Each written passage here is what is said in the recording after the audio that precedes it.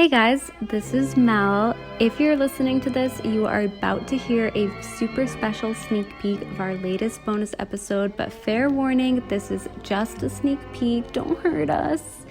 It's totally optional to subscribe, but if you're interested, you can check out our Patreon by searching Significant Lovers Patreon online.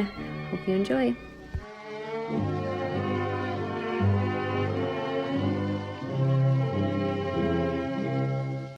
Are you lonesome tonight?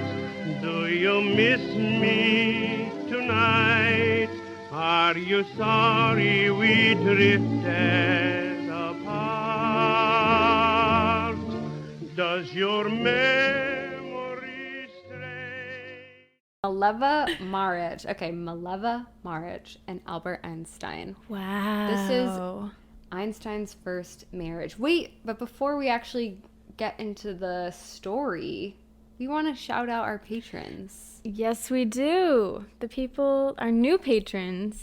Thank you guys so much. What the heck? Hope you enjoy this one. I'm really excited. I love the, I don't know, more off the beaten path episodes. I mean, he's wicked famous, but nobody knows him as a lover. Exactly. Like, I'm so sick of Albert Einstein, the scientist. Like, okay, boring. Yeah. Honestly, we're not going to cover much of that in this episode. Like, the science comes people up. know who he is. Yeah. Theories, like, I hate physics overall. I hate physics so much. That was my worst class in all of school that I've ever taken. I got a C in physics. I didn't mind it, actually. Oh my god, terrible. I hated chemistry. Well, I hated my physics teacher. Yeah, that can make or break an experience. This episode is definitely probably not for like the Albert Einstein stans who like love his work specifically, and like I sound like an idiot like talking about any of this. Like, this is for the people who like casually, you know, are interested in what he was like, as a lover. Well, you think that someone that's an Einstein fan wouldn't be interested in his personal life? I think they probably would, actually. Well, no, I did see some things online. It's like, should we really be saving these love letters that he had? Like, you know, like... It's not going anywhere. Yeah, exactly. And it's like, oh, this is tabloid gossip. Because a lot of these letters actually didn't even come to light, too, until, like, the 80s. And so, like, people didn't really, like, know a lot of this stuff before then. They're like, this is really his personal information. Cool. Yeah, his family like auctioned some of them off and stuff. I love reading letters. It's so intimate. Wow. It's like I totally see him in a different light, and wow, it's really interesting. Well, should we get into it? Yeah. What 3 words would you use to describe their relationship? Oh, I would say... I didn't even think about it. Intellectual, obviously. Romantic. Ooh. And heartbreaking, I would say. Okay, wow. Here we go. All right. So, Mr. Albert Einstein himself, he was born March 14th, 1879 in Ulm in the Kingdom of Württemberg in Germany. He's a Pisces. Wow. It's our first German episode, right? It is, yeah, but much of it actually takes place in Switzerland. I see.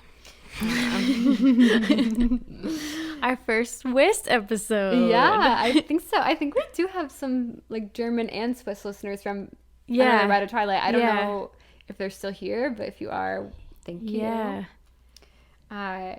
His dad was Hermann Einstein. He was a salesman and an engineer. His mom was Pauline Koch.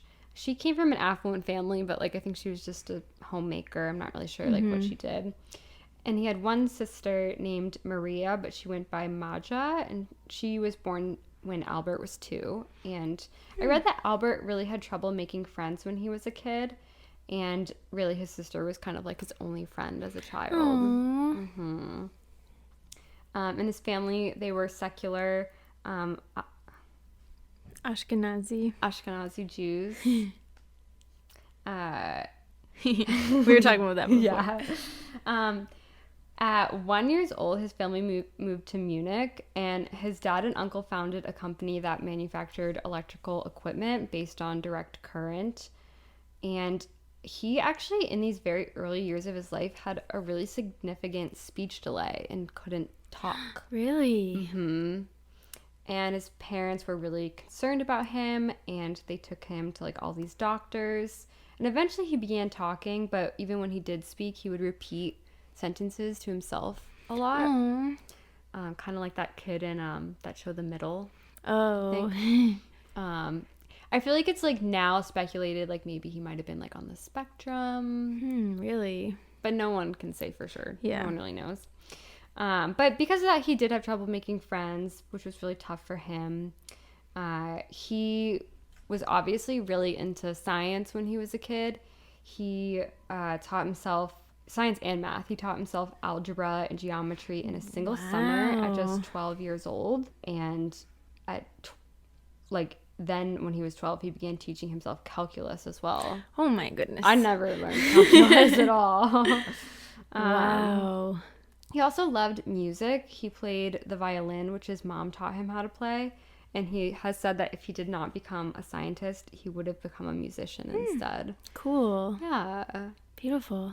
Yeah, he's got that softer side to him. Oh, kids also would pick on him a lot too. He went to Catholic school, and obviously he was Jewish, and so that like really like isolated him from his peers, sadly. Did he move around a lot? He moved around somewhat, not a lot, but he did move around. That will come up. At age 13, he became obsessed with philosophy. He studied Kant's Critique of Pure Reason. And then, age 15, his family moved to Italy after his father and uncle sold their company because they lost a lot of money because they lost like a bid to supply the city of Munich with electrical lighting. And so his family first moved to Milan, and so he started school there. And then they moved to Pavia, Italy.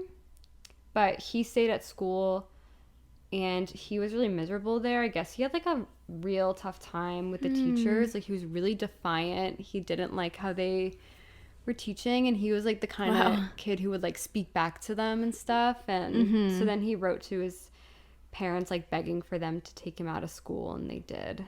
Wow. And he followed them, and then in his late teens he went off to, I don't know how to say this, Aarau, Switzerland.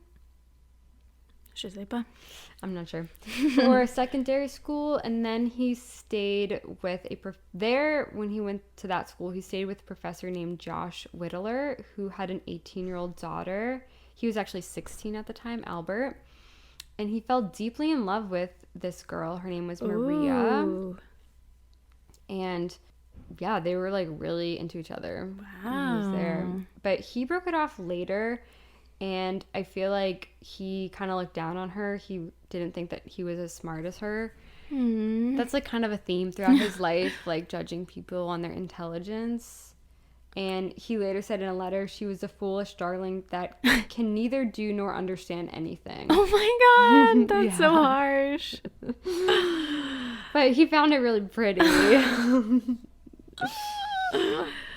And then at age 17, he received his diploma in Switzerland, and then he enrolled in a math and physics teaching program at Zurich Polytech. Wow. Smart. He's wicked smart.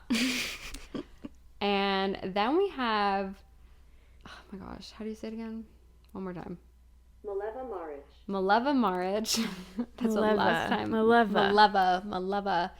I keep thinking of it as like Mileva. Okay, Mileva. How do you spell it? Mileva. Mileva. It's kind of like my name. Mileva. Yeah. Mileva was born December 19th, 1875. She's a Sagittarius in Titel in Austria-Hungary, which is now modern-day Serbia. Serbia. I have a connection to that. Not going to get into it though. She came from a pretty wealthy family. Her parents were Milos and Maraja. And she was the oldest child of 3 children. She had a younger sister, I think, and a younger brother. And she was born with a displaced hip, which caused her to have a limp when she walked. So she really stood out because of that. Because her family was really rich, she was really well educated, which was not the norm for girls at that time. And that made her, I mean, she was just naturally really smart too. And she attended a girls' school in Serbia. And her classmates described her as really brilliant, but not very talkative. She would keep to herself. She was really observant. Aww. She was just kind of like a wallflower, but very, very smart. And so her dad received special permission from the Minister of Education to allow her to attend physics lectures that were reserved for boys.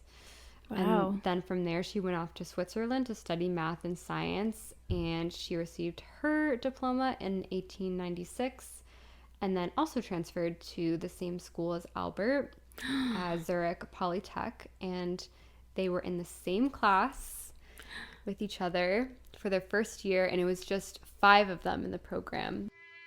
All right, I will have to stop the episode right there. Thank you so much for listening to the teaser.